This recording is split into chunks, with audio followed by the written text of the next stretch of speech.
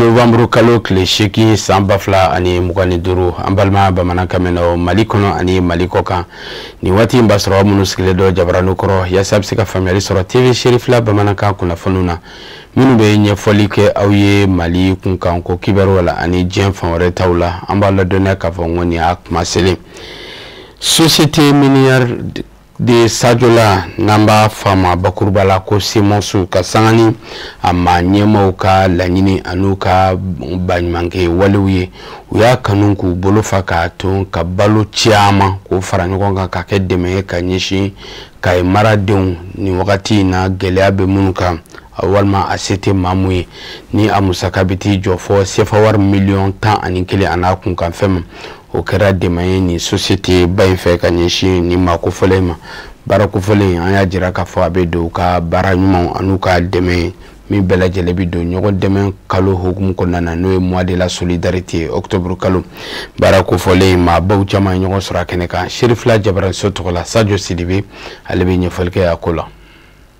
Ka sanga ni mois d'octobre ye san o san Mali jamana kɔnɔ kabini san 1995 jamana ɲɛmaaw u y'a kanu ka kalo in ka a dabɔ fɛn min ye ɲɔgɔn dɛmɛ kama o de kadara kɔnɔna na société de minière min bɛ Kayi mara la ni a bɛ wele Sadiola Semos SA u ye dɛmɛ kɛ ka ɲɛsin dugulamaw caman ma dɛmɛ minnu bɛ tali kɛ balo kan dɛmɛ in nafolo kasabi a volet de bɛ taa jɔ fo miliyɔn 11 n'a kunkan fɛn o hakilina ye a bɛ bila u ka ɲɔgɔn dɛmɛ kadara kɔnɔna na i n'a fɔ n'a ma ɲɛ k'a fɔ i kɛra mini baarakɛla ye responsabilité dɔw bɛ yen nɔ sariya yira k'a fɔ k'i kan k'olu dafa dɛmɛ bɛ bila o kadara kɔnɔna na. An bɛ kɛnɛ min kɔnɔ tan k'a fɔ Semosi bɛ nin baara nin kɛ san o san a bɛ komi san caman Semosi bɛ nin baara in kɛ ka nin dili kɛ mɔgɔw ma minnu mago b'a la n'i y'o cogo lajɛ o bɛ don hukumu min kɔnɔ ɲɔgɔn dɛmɛ de don ɲɔgɔn dɛmɛ jɔyɔrɔ min bɛ sigi la a bɛ mɔgɔw cɛma la sinsin a bɛ mɔgɔw cɛma la sinsin kosɛbɛ a bɛ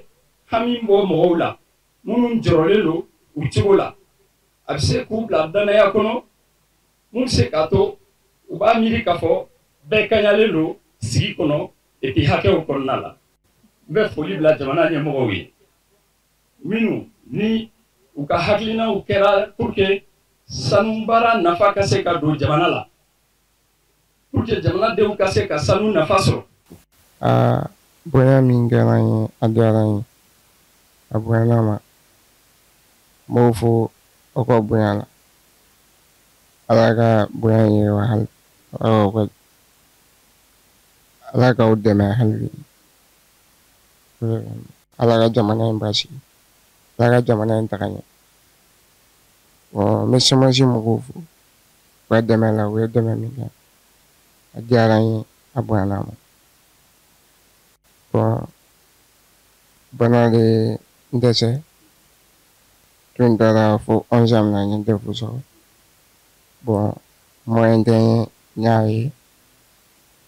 n tɛ se ka taga ekɔli la n dɛsɛra n fana bɔra n bɛ dɛmɛ ɲini diɲɛ mɔgɔ bɛɛ fɛ n bɛ se ka n dɛmɛ pour que bana min bɛ na ka a ko ban ɲa a nɔgɔya sinon degun bɛ n kan bi.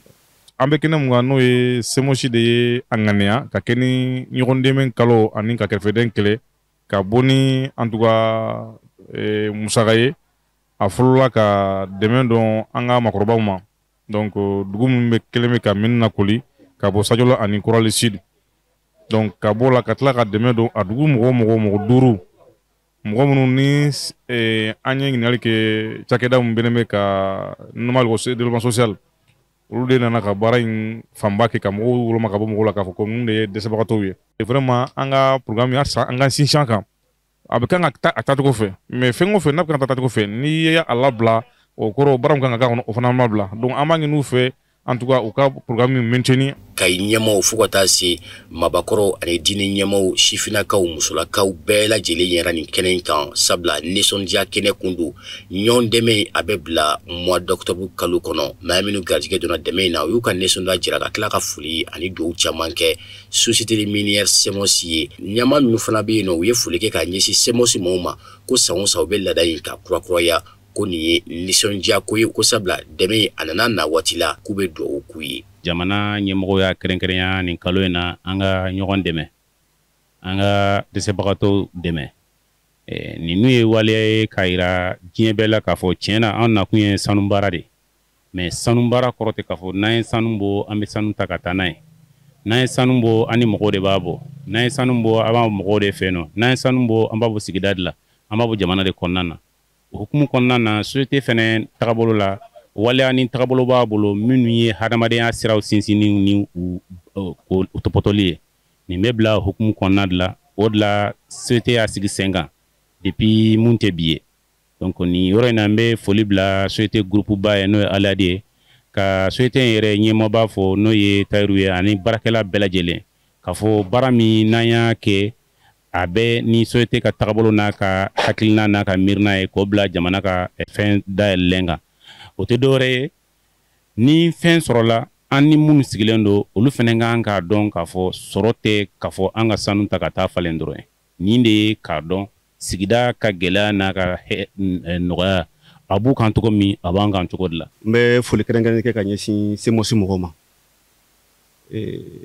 U ye nin hakilila min ta ka ɲɛsin an ma, nin ye dɛmɛ ye ka ɲɛsin jamana yɛrɛ ma, parce que jamana ye nin sigi sen kan a bɛ san caman bɔ. A kun tɛ dɔwɛrɛ ye ka se ka mɔgɔ hakili jigin ɲɔgɔn dɛmɛ la. Ni o kɛra bɛ kɛ sababu ye gwa caman bɛ yen u bɛ lafiya, gwa caman bɛ yen wa hakili bɛ sigi, u jigi fana bɛ sigi. Donc n'a y'o kɛ ka ɲɛsin jamu cercle ma, an b'aw fo ka o waleɲuman dɔn. Ka ɲini aw fɛ halisa a ka nin ko in sinsin. Ɲinan ta mɔgɔ 5 taara o la. An ka laɲini ye min ye a ka se ka caya ka tɛmɛ nin bɛɛ kan. Ka se ka caya ka tɛmɛ nin bɛɛ kan. Vraiment a diyara n ye fo k'a fɔ ko a diyara n ye. Donc an b'aw fo k'a ɲini i fɛ surtout monsieur Keita, ni sera i ka an ka foli di a ka direction ma. K'an b'u fo dan tɛ foli min. Donc vraiment a diyara n ye. Mɔgɔ 5 minnu filɛ nin ye minnu talen don yan nɔ, nin bɛ kɛ sababu ye ayiwa ka u dɛmɛ baloko nasira la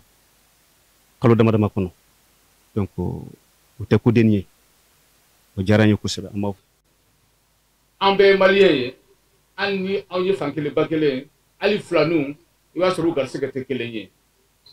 N'o fɔra ça veut dire que dɔ kan ka di dɔ ma, dɔ kan ka sɔrɔ dɔ t'a sɔrɔ. Ni min y'a sɔrɔ mɔgɔ kana miiri k'a fɔ a ka cɛnya de y'a d'a ma, ou bien a ka fanga de y'a d'a ma, ou bien ko parce que maire y'i tugu de, ou bien ani mɔgɔ wɛrɛ ka jamakan dɔ kɛ pour que ka se k'a d'o tigi ma, o tɛ. Parce que critère de vulnérabilité bɛ yen, an ka agents nana ka n'o baara kɛ, donc aw minnu kan ka sɔrɔ a dira aw de ma. An bolo donna k'a fɔ u ka ɲɔgɔn dɛmɛ a bɛ bila mois d'octobre baara cadre kɔnɔna na ka sanga ni san o san ni Mali jamana ɲɛmɔgɔw yɛrɛ ye hakilina ta mois d'octobre la kabini san 1995 min b'a to a ka kɛ ɲɔgɔn dɛmɛ kalo ye cogo min na. San o san SEMOS SA u bɛ ladala tile. An bɛ taa Burkina Faso kaw fɛ yen nɔ silamɛya dɛmɛtɔ Ansaru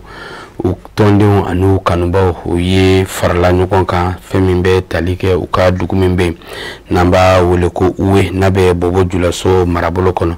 U y'u ka sigiliba n'o assemblée générale min senfɛ u ye danaya da u ka biro kɔrɔ maaw kan yasa u ka se ka tɛmɛ n'u ka baara bolodalenw ye. Sadio Sidibe ale bɛ ɲɛfɔli k'o fana la. Burkina Ansaru ka tɔnba min bɛ mara dɔ la n'a bɛ wele ko Uwe ni a bɛ Bobo Julaso mara fɛ u ka ladalaseginba kɛ min bɛ wele ko assemblée générale min sen fɛ u ye élection kɛ a jirala k'a fɔ bɛn kɛra min kan biro kɔrɔ min bɛ yen o reconduira n'a a ma bɛɛ lajɛlen ye a kɛra nisɔndiyaba ye lajɛrɛ in kun ye fɛn min ye da donna o la k'o fɔ segin sen fɛ u ye duwawu ni tanukumaw caman fɔ ka ɲɛsin an fa an karamɔgɔ Seyid Sherif Ousmane Madani Haidara n'a ka denbaya bɛɛ lajɛlen ni ka tila ka duwawu fana ɲini a fɛ cogo min na. An sɔn ka di nin wagati na an ka national an ka province ka assemblée générale la n'o le an ka réunion ba sigini ye kalo kalo o nisɔndiya talen don kosɛbɛ ka d'a kan mandat san 5 tɛmɛni kɔfɛ jama sɛkora ka an lasigi ni ka kɛ musow ɲɛmaa ye tuguni ko kura ura dusukasi ani nusɔndiya fara nu ɲɔgɔn kan an nusɔn ka di parce que mɔgɔ y'a yira ko baara min tɛmɛna o ɲɛna o ma ɲɛ jama kɔ o ma ɲɛ an karamɔgɔ kɔ o ma ɲɛ ala kɔ an bɛ ala fo ka tando ka walima dɔ ka barikada an bɛ nɛma ni kisi caman jidi an kuntigi muhamadu kan ka dugawu kɛ an karamɔgɔ ye ale min an sama ni dugawu ni hakilinaw camanba ye baara nin ka se ka tɛmɛ oda an bɛ an yɛrɛ ma kalifa jama kelen kelen bɛɛ lajɛlen ma baara minnu tɛmɛna a y'an sɔn hakili ɲumanw na a y'an sɔn ladilikan ɲumanw na a y'an sɔn ni sɔnni fasɔn bɛɛ lajɛlen ye baara nin bɛ se ka taa ɲɛ cogo min na baara nin an bilara la ka to yɔrɔ min na an ka se ka dɔ kɛ ni aw yɛrɛ bɛɛ lajɛlen an fara ni ɲɔgɔn kan de bɛ taa ni baara ye an ka se ka baara kɛ ka taa n'a ye ɲɛfɛ komi an karamɔgɔ yɛrɛ y'a laɲini cogo min na. Laadalasigi senfɛ maaw caman bɔra Burukina yɔrɔ caman na ka na min b'a to ka na bɛn ni sigi in ye Ansar cɛden n'a musoden minnu fɛn fɛn bɛ yen nɔ sigi in tɛmɛna hɛrɛ ni baden na sabula président kɔrɔ minnu tun bɛ yen nɔ danaya kurakuraya k'a da u kan u n'u ka bureau kɔrɔ bɛɛ ka reconduit o kɛra nisɔndiyaba ye a maaw bolo baara kura min fana bɛna daminɛ u y'u da don o fana la ni ka tila ka laɲiniw caman kɛ ka duwawu caman fana ɲini an fa an karamɔgɔ a n'a ka denbaya bɛɛ lajɛlen fɛ min b'a to baara kura min bɛna kalifa u la ala ka se ka a se di u ma cogo min na. An ka manda tun banna an ye san 5 kɛ Samo ɲɛfɛ manda banna o ye kalafili kɛ le 12 donc an yɛrɛ tun bɛ taa sɛgɛ lankan ka an bilo ɲɛfɛ an ka se ka manda wɛrɛ kɛ n'o ye tuguni vraiment akilan kɔni banna o la o ye ka dugawu le ɲini Samo yɛrɛ fɛ komi olu yɛrɛ le y'an bilo ɲɛfɛ o ka dugawu ka ɲi pour que au moins an bɛɛ ka laɲini bɛ se ka dafa cogo min na an y'o dugawu le ɲini o fɛ sɔgɔmada nin na an bɛna baara min kɛ san nata nin na k'a ɲini ala fɛ ala ka kɛ karamɔgɔ n'a ka denbaya sago ye ka kɛ ala n'a ka kira sago ye ka kɛ silamɛw sago ye ka kɛ silamɛya yɛrɛ sago ye vraiment o hakilina ta de b'an fɛ sɔgɔmada nin na. An b'a fɔ an bɛ ala fo ka ala barikada anw nɔmɛna ka kɛ udu ɲɛmɔgɔ ye ala min bi an bɛ se ka min jira o de ye an jɔyɔrɔ bɛɛ n'a jɔyɔrɔ nin ye sabu diinɛ baara lo ni silamɛw ye u ka danaya da i kan k'i ka bila o ɲɛfɛ wala o kɛra diyagoya ye madama an bɛ an karamɔgɔ nɔfɛ a Seyidi Sɛrifu Usmani Madana Hayidara k'ale dɛmɛ ka lafiya a ka hakilila la wala ni tɔndenw y'o ka danaya da an kan k'a fɔ an ka bila tɔn baara dɔ ɲɛfɛ an b'a baara in minɛ n'an bolo fila ye an karamɔgɔ a n'a ka denbaya olu dusu bɛ se ka suma a ko la cogo min wala an bɛ dugawu le ɲini danaya min dara an kan tɔndenw fɛ ala bɛ se ka danaya ta fanga nɔgɔya an ye cogo min ka baara in kɛ an karamɔgɔ n'a ka denbaya laɲini ye an b'o dugawu de ɲini silamɛ bɛɛ fɛ k'o dugawu ɲini an karamɔgɔ n'a ka denbaya fɛ inshallah. An bolo donna k'a fɔ sigiba min kɛra we ni o bɛ Bugujulaso fɛ u ka assemblée générale senfɛ a kun cɛra ni ɲɛnisɔndiya kumaw caman ye bɛɛ y'a ka hakilinata fɔ ni ka tila ka dugawu kɛ bureau kura n'a ka maa bɛɛ lajɛlen ye ala ka u fanga se cogo min na. Amina yarabi kunnafoni nasira wɛrɛ fɛ diɲɛ seleke naani Nations Unies tun b'a ka bolofara min ɲɛsinnen bɛ kiriko ma n'o ye Cour pénale internationale CPI a yira k'a fɔ ko nin kiribulon in maa hakili caranu caman ka fɔ la ka kiriso kɛrɛnkɛrɛnnen don farafin jamanaw olu kun kan nka karamɔgɔ Musa Fanba ale bɛ ɲɛfɔli caman kɛ a ko tɔ bɛɛ lajɛlen na. Diɲɛ seleke naani setigi jamanaw ka kiribulon Cour pénale internationale CPI a sigira sen kan san 2002 di a laɲini kun ye fɛn min ye o ye jamanaw kɔnɔ ɲigirɔ gwɛlɛyaw minnu bɛ kɛ fanga dɔw fɛ jamanadenw na kumala kuma min ni wulikajɔ kɛra u nɔfɛ jamanaden ninnu fɛ i n'a fɔ Rwanda ta kɛra cogo min san 1994 siya fila ye ɲɔgɔn sɔrɔ Hutuw ani Tutsiw o kɛra faliba ye min jɔra diɲɛma hakili fɛ o kuma ko ɲɔgɔnna wɛrɛ bali nin kiribulon in sigira sen kan jango maa minnu kun bɛ fanga na ni olu kɛra kokolo kɛbaw ye u ka kiri ka se ka jatigɛ a fɛ hali n'o y'a sɔrɔ diɲɛ seleke naani setigi jamanaw ka kiribulon Cour pénale internationale CPI maaw bɛ a kɔnɔ kiri ɲɛmaaw la minnu ka dɔnda ka bon sariya kunkan diɲɛ seleke naani setigi jamanaw ka kiribulon Cour pénale internationale CPI tɔgɔ man di bawo o kiri ɲɛdɔnmangana ninnu minnu bɛ kɔnɔ kiri bɛ kiri la n'u jɔra o jatigɛli kan a bɛ jira u la k'a fɔ o se tɛ u ye ma hakili juru cani ne dɔ be yen hadamadenya hakɛ kunga sanfɛ kalankaramɔgɔ du Ameriki jamana kono sanfɛ kalanso la min bɛ wele ko Université Ambra tɔgɔ ye ko Priscilla Kaneparo ale ko f'a ka sidɔn k'a fɔ diɲɛ seleke naani setigi jamanaw ka kiiribulon Cour pénale internationale CPI a sigira sigi cogo min na nazarala setigi jamanaw de ye a sigili hakilina ta wa bɛ ka baara kɛ nazarala setigi jamanaw hakilina de kɔnɔ a ko ni ye diɲɛ seleke naani hadamadenya hakɛ yɛrɛ ta o sariyaw minnu sɛbɛn bɛ nazarala setigi jamanaw de kɛ mɛ ka sariyaw sɛbɛn wa sinsin kɛra nazarala setigi jamanaw ka dɔfɔw de kan n'o ye u ka tarikuw ye u ye maraw minnu kɛ diɲɛ kɔnɔ n'o y'u ka se bonya ni diɲɛ jamana tɔw ka se ye diɲɛ seleke naani setigi jamanaw ka kiiribulon Cour pénale internationale CPI a sariya senw sɛbɛnna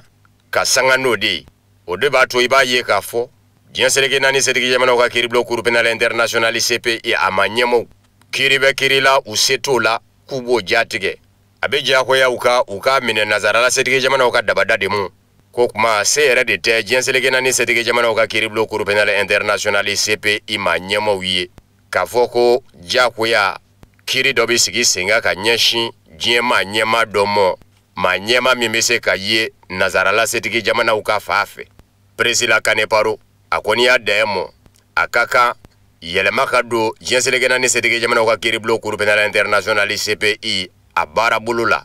a ko nka o n'a ta bɛɛ kiiri ɲɛma ninnu CPI kɔnɔ hali ni seba t'u ye kuma dɔw la u bɛ hakilina ta u yɛrɛ tona k'a lajɛ ka maa dɔw nɔ bɔ u yɛrɛ b'a dɔn k'a fɔ u tɛ se ka minnu sɔrɔ k'u kiiri kiiribulon in na o kɔrɔmasuru caman bɛ yen u y'a jira k'a fɔ mandat d'arrêt bɛ bila Russie jamana ɲɛma Vladimir Poutine nɔfɛ maa si ma kala don i ɲin na ka bɛn n'o ye kabini Omar El-Béchir bɛ fanga na Sudan u y'a jira k'a fɔ mandat d'arrêt bɛ Omar El-Béchir nɔfɛ Omar El-Béchir ma se ka minɛ ka se u mɔ fɔ ka taa Omar El-Béchir ka kafo jaso surasiw fɛ Sudan Pedro Martins Brésilikaw ka duguba la Rio de Janeiro yen sanfɛ kalankaramɔgɔ don sariyako nasira kan a ko CPI ma ɲɛmɔw u yɛrɛw bɛ k'u seko kɛ nka jiginna t'u la bawo maa da y'i se n'o tɛ u kun y'a kanu ka bani Israɛla minisiri ɲɛma Benjamin Netanyahu nɔ bɔ kabini o kɛra Ameriki jamana ɲɛmaw wulila u nɔfɛ ni ka ɲangi ɲɛsin u mɔ ko mun kelen kama u y'a b'u da k'u bi bani Israɛla minisiri ɲɛma Benjamin Netanyahu kiiri a don sidɔn bɛ k'a fɔ bani Israɛla minisiri ɲɛma Benjamin Netanyahu tɛ dɔwɛrɛ la Palestine bande Gaza faali kɔ ko maa man ka jigin CPI a kiiri ɲɛmaw la ka sabu kɛ kuma dɔw la yɛrɛ u bɛ wuli fangaw nɔfɛ fangaw minnu tɛ diɲɛ seleke naani tɔnba Nations Unies setigi jamanaw ka kiiribulon Cour pénale internationale CPI a tɔn jamana fanga ye ne dun ma ɲɛ k'i bɛ CPI jate o k'a sɔrɔ e ye tɛgɛnɔ bila kɛ a bɛnkan sɛbɛn la ka kɛ a tɔn jamana ye Farafina tɔnba Union Africaine kɛlen bɛ k'a ka dɛmɛ ta ka ɲɛsin Nigeria jamana ma ka bɛn ni fɔnko ɲɔgɔnko min donna Nigeria ale ni l'Américain jamana ni ɲɔgɔn cɛ min bɛ tali kɛ an balima chrétien diinɛ maaw ka lahalaya la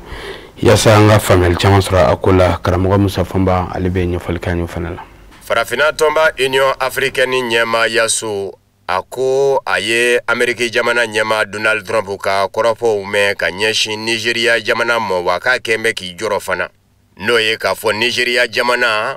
a ma ɲɛmaw fɔra mɛn maaw ka minnu kɛn bɛ ka silamɛya diinɛ birifini biri u yɛrɛ ka k'u ta kɛ chrétienw faali ye fɔ Ameriki jamana ɲɛma Donald Trump k'a fɔ ko ni Nigeria jamana ma ɲɛmaw m'u janto a laban don dɔ don Nigeria jamana kɔnɔ o maa ninnu nɔfɛ ni mugu ni kisɛ ye k'u kɛlɛ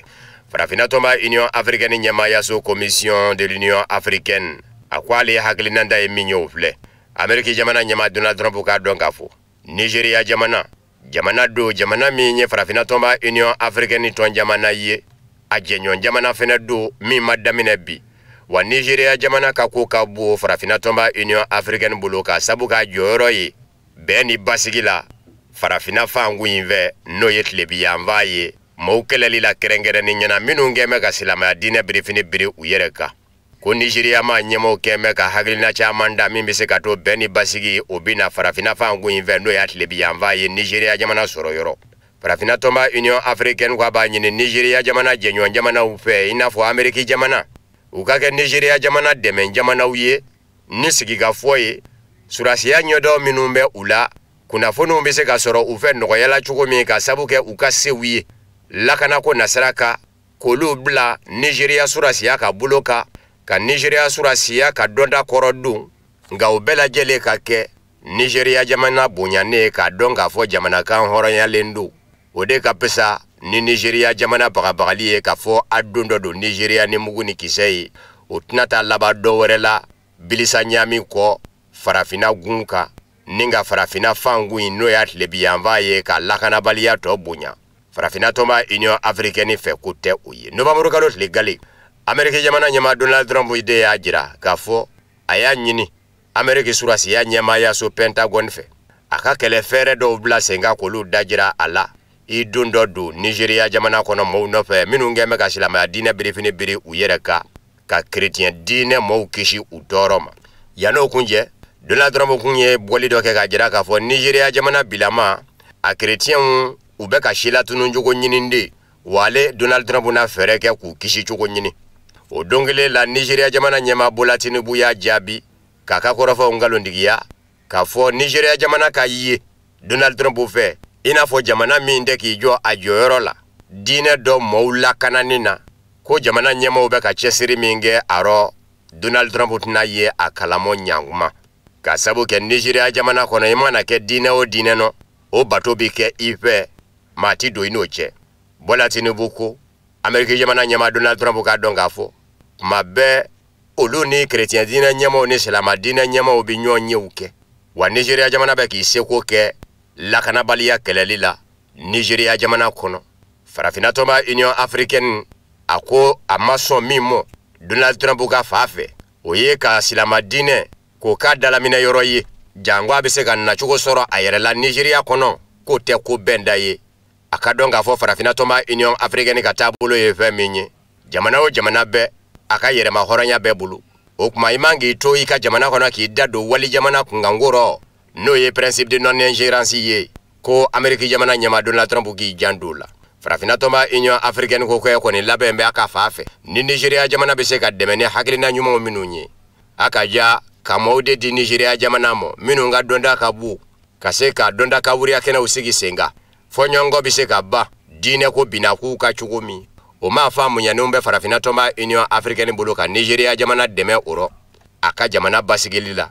ni ka a kisi diinɛ kɛlɛ mɔ Nigeria jamana kɔnɔ. O de b'an sɛnsɛn ka taa farafina ani diɲɛ fan wɛrɛ kibaruyaw la min bɛ lase aw ma karamɔgɔ Musa Fɔnba fɛ. Amérique jamana ɲɛma Donald Trump k'a fɔ Nigeria jamana ma ɲɛmaw bɛ k'u ɲɛtugu chrétienw faali ka Nigeria jamana kɔnɔ wa k'i don dɔ don ni mugu ni kisɛ ye mɔɔw nɔfɛ minnu kɛn bɛ ka silamaya diinɛ birifini biri u yɛrɛ kan ka chrétienw faa ko Nigeria jamana denw zɔn min bɛ Amérique jamana ɲɛma Donald Trump fɛ k'a fɔ a kale ka don ɲɛjugu ɲɛɲuman Bola Tinubu Nigeria jamana ɲɛma ko fɔ a k'a ka fanga bi nin ye furubatɔ dɔ ɲɛma ka kuma ye furubatɔ min bɛ wele ko Pan Yoruba Afinefere Shia min bɛ Nigeria kaw fɛ n'a bɛ wele ko Yoruba anw b'a dɔn an ka fangu fɛ yan ko Anango o Shia furubatɔ don n'a ma ɲɛ ko jamana ɲɛma Bola Tinubu yɛrɛ ye o Shia maa ye Yoruba Amérique jamana ɲɛma Donald Trump ka kɔsa in na bagabagali ka ɲɛsin Nigeria jamana ɲɛma Bola Tinubu mɔ ka don dɔ don ni mugu ni kisɛ ye mɔɔw nɔfɛ minnu kɛn bɛ ka silamɛya diinɛ birifini biri u yɛrɛ kan ka chrétienw fa ko ne maa min dara Donald Trump ka kumakan la k'i b'i yɛrɛ ye n'o tɛ olu sɔn min bɛ k'a fɔ a tɔɔrɔ bɛ Bola Tinubu de kɔrɔ n'o ye Nigeria jamana ɲɛmaa ye ko dɔw kunkan kɛrɛnkɛrɛnni ɲɛna Jare Ajaji n'ale ye Yorubaw ka furubatɔ in ɲɛmaa ye a ye kɔrɔfɔ lase Nigeria jabaraniso la min bɛ wele ko Arize a ko Amérique jamana ɲɛmaa ka Bola Tinubu jakiliw k'a tɛ se k'i sinsin foyi kan k'o kɛ a ka danganiya ye ko nka a b'a fɛ ka Bola Tinubu lanɔgɔ di ka tɔgɔ tiɲɛ ka sabu kɛ n'u ye ɲɔgɔn sɔrɔ diɲɛ seleke naani bina k'u ka ko dɔw kunkan i b'a sɔrɔ Amérique jamana ɲɛmaa b'a fɛ Nigeria jamana ɲɛmaa Bola Tinubu ka jɔ jɔyɔrɔ min na a tɛ jɔ o jɔyɔrɔ la ka nin n'a ɲɔgɔnna kumakan juguw ta ka Bola Tinubu sɛgɛrɛ a b'a fɛ de ka Bola Tinubu mago sa ni ka mangoya jango a bɛ se ka don a nɔfɛ ni ka fanga bi ko nka Donald Trump ka laɲini dɔn bɛ Nigeria jamanadenw fɛ koyi a b'a fɛ de Ameriki jamana ka na Nigeria jamana kɔnɔ sɔrɔ siraw minnu bɛ Nigeria ni Nigeria jamana ni setigi jamana wɛrɛw bɛ k'olu labaara u ni ɲɔgɔn cɛ ka don jogo sɔrɔ o sɔrɔ sira la ka jagoya bɔla Tinubu kan a k'a ka kɛlɛkɛminɛnw zan Ameriki jamana bolo ko Donald Trump ka laɲini y'o de ni Nigeria jamana ɲɛmaa bɔla Tinubu kɛra yira fɛn ye nin bagabaga ninnu kɔrɔ a na jagoya a ka don Donald Trump dɔngɔda fɛ ko a ko fa n'a ba fili kɔrɔ. Afrique du Sud jamana ye a jira k'a fɔ i ma jɛ ni kɔrɔfɔ dɔ ye ka sabu kɛ tɔgɔtiɲɛ kɔrɔfɔw don n'o ye Afrique du Sud jamana kɔnɔ maa minnu ye farajɛw ye jamanadenw na ko farafin fanga min bɛ Afrique du Sud jamana kunna bɛ ka bɔnɛ banfila don olu kunna Afrique du Sud jamana maa ɲɛmaw ko u ma jɛ ni nin kɔrɔfɔ ye Donald Trump Ameriki jamana ɲɛma de ye nin fɔ ko maa wolo jɛw minnu bɛ Afrique du Sud bawo Afrique du Sud farafina jamana do nga nazaraw nana kɔnɔ k'u to ka mara ni nga laba ka banga bɔ farafina jamana tɔw bɛɛ y'u ka yɛrɛma hɔrɔnya sɔrɔ nga ni nazara ninnu sina k'u yɛrɛ kɛ Afrique du Sud ka denw ye ten o de jara Afrique du Sud ka denw y'u datulu la k'u da jaba la ka dɛsɛ kolokoto nazaraw ko wa an ka jamana ye yan ye o y'an ti taa yɔrɔ wɛrɛ bilen o kɛlɛw de kɛra sa san caman farafin bi fa cogo min a bi fa ten kɛlɛ ɲɛkun farafindenw na o kun ye Nelson Mandela n'a jɛɲɔgɔnw ye Nelson Mandela yɛrɛ y'a kaso jugu kɛ nazaraw ka kaso lalen na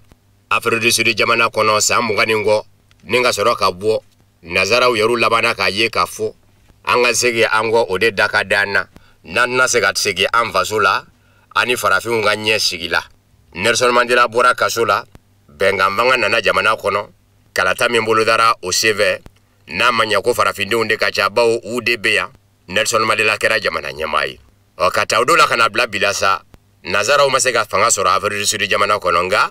jamana setigiw ye u de ye ka sabu kɛ u ye kumaja min kɛ ka farafindenw mara u ye dugukolo caman minɛ sɛnɛkɛ dugukolo farafindenw na k'o kɛ u ka sɛnɛkɛyɔrɔw ye u bɛ wele ko Afrikaners u caman bɔra Angleterre jamanaw de la ka na Donald Trump de n'a ma jira k'a fɔ olu bilama ka hakɛ burujan bɛ farafin fanga fɛ ko wa ko diɲɛ selekɛnna ni jamanaba 20 n'o ye G20 ye olu ka lajɛ munumunu da min bɛ kɛ jamana ninnu ni ɲɔgɔn cɛ ni ɲinanda bɛna kɛ Afrique du Sud ka daminɛ nɔvɛmburu kalo tile 22 nata n'a tile 23 ko Ameriki jamana ɲɛmaaw tɛna ye a kɛnɛ kan Afrique du Sud jamana minisiriso min ɲɛsin bɛ ani jamana wɛrɛ ni ɲɔgɔn cɛ koɲɛ ɲɛnabɔw ma o ma ɲɛmaaw ye kuma ta ka Donald Trump ka kɔrɔfɔ nkalontigiya a ka farajɛw Afrikanersiw kɛ nazarala jamanaw damadenw ye Afrique du Sud jamana kɔnɔ ko ɲankuma Donald Trump tɛna ye dɔ fɔ kalama n'o ye tariku ye wa k'a fɔ fana ko bɔnɛ banfila bɛ ka don nazaraw kunna Afrique du Sud jamana kɔnɔ ko nkalon kuma ma tɛmɛ a kan ko a ka dɔn k'a fɔ Afrique du Sud jamana tɛ maa bi to fangaja fɛ k'i bi maanifinya kalansen kɛ jamana min kun ka sabu kɛ olu ye san 20 ani kɔ de kɛ siya woloma la kuma min ni nazaraw kɛ mɛ k'u kɛ maaniw ye u yɛr'u fa dugukolo kan nazaraw kun bɛ ka jamana ye mara kuma min siya woloma da kun do farafinde kun ti jati ko wa ko Afrique du Sud jamana y'o gwɛlɛya ye a ɲɛ la ko Afrique du Sud jamana bɔlen o kɔnɔ fɔ ka na bila bila bɛn ni basigi de bɛ Afrique du Sud jamana kɔnɔ wa Donald Trump bɛ k'i yɛrɛ kɛ maa minnu lapasaba ye n'o ye Afrique du Sud farajɛw ye olu yɛr'u ye kuma ta don dɔ la k'a jira k'a fɔ Donald Trump ka kuma tɛ tiɲɛ ye tɔɔrɔ tɛ u kan Afrique du Sud jamana kɔnɔ Afrique du Sud maa ɲɛmaaw ko diɲɛ dankɔrɔba 20 G20 o ka lajɛ min bɛna kɛ nɔvɛmburu kalo tile 22 n'a tile 23 Afrique du Sud duguba la Johannesburg hakilinabaw minnu bɛna bɔ a kɔnɔ jamana ɲɛmaaw sigilen bɛ o de lawaleyali kan an b'aw ladɔnniya k'a fɔ Donald Trump ka sanga ni lajɛ in ye a ye kuma ta bɔlɔlɔ kan k'a fɔ a man ka nin na ɲɔgɔnna lajɛ ka kɛ Afrique du Sud jamana kɔnɔ ka sabu kɛ kumasuli ko don a bɛ ka kɛ jamana kɔnɔ jamana min bɛ k'i ta kɛ maa farajɛw tɔɲɔni ye Turki duguba Istanbul la jamana tɔgɔla kiri ɲɛmaayaso min bɛ yen n'o ye parke ye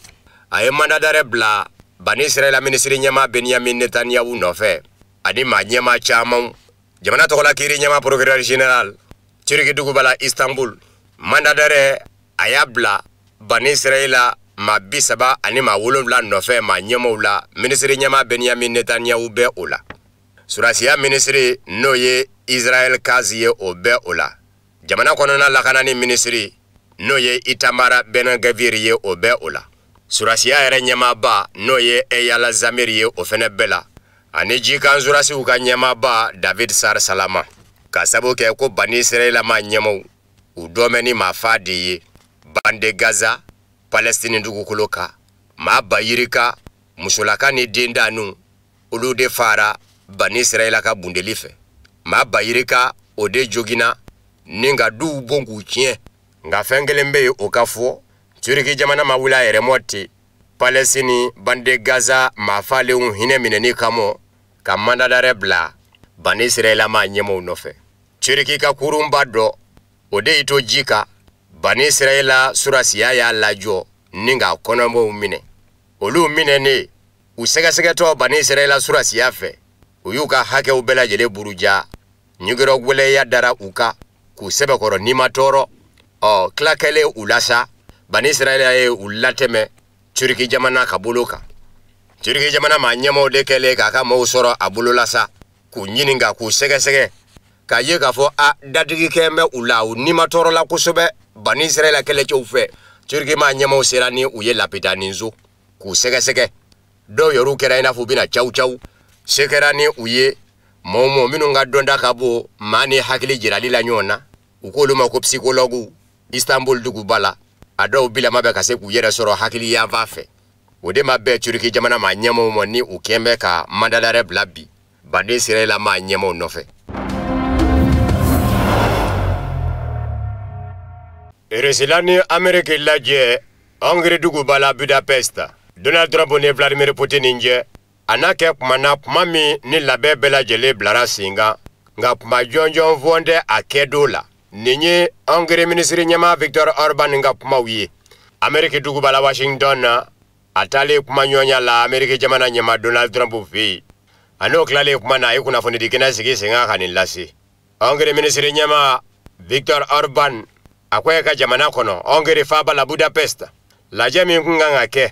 Donald Trump ni Vladimir Putin njɛ Ukraine jamana kunga u kɔni sigi mɛn n'a ye k'a fɔ a na kɛ don dɔ o de y'a to u kɛn tɛ ka ko bila fana nka n'a kɛ kuma kɔnɔ fan fila wo Amérique jamana ni Russie mana bɛn kuma min kan wa o kuma tɛ bolo k'a fɔ maa ye fana. An b'aw ladɔnniya k'a fɔ octobre kalo tile 16 tɛmɛnen Donald Trump ni Vladimir Putin ka nɛgɛjuruku bɛnbɛnma sira dɔ senfɛ Donald Trump y'a jira k'a fɔ a kan ka taa sigi ka fɔ la Hongrie duguba la Budapest n'a ma ɲɛ k'a fɔ nazarala tɔn b'a jamanaw la. Hongrie jamana de kɛn bɛ jamana nɔgɔn ye min bɛ k'a da ɲuman don mankan bannen kɔrɔ Ukraine ni Russie cɛ. Nazarala siriki jamana tɔw Faransi, Allemagne, Angleterre n'olu y'u yɛrɛ kɛ kɛlɛmasa ye kɔrɔ. Hongrie jamana ɲɛmaa de b'a fɔ ko a bara ta tɛ sabali. Anw ni Russie cɛ nin na ɲɔgɔnna gwɛlɛyaba tɛ anw n'u cɛ dɛ wa anw ka fɛn caman bi bɔ Russie la. O de y'a to Donald Trump ko ani Vladimir Putin mi ɲɔgɔn ye Hongrie duguba la Budapest. Nka octobre kalo tile 20 ministre filaw minnu bɛ Amérique ni Russie la ka ɲɛsin u ka jamanaw kɔɲɛ ɲɛnabɔli ma Sergei Lavrov ani Marco Rubio Amérique u ka nɛgɛjuruku bɛ siraw fɛ u bɛ n'a kan k'a fɔ Donald Trump ni Vladimir Putin bɛ na min ka nɛgɛjuruku bɛ sira fɛ u b'a dankɛnɛmaya. Nka nin si ma bɔ kari la ka ntɛnɛn sɔrɔ ma o bɛ taa bala min na Donald Trump y'a jira k'a fɔ ani Vladimir Putin ka ɲɔgɔn ye Hongrie duguba la Budapest ani Vladimir Putin ka ɲɔgɔn ye a dɔgɔ bi cɛ.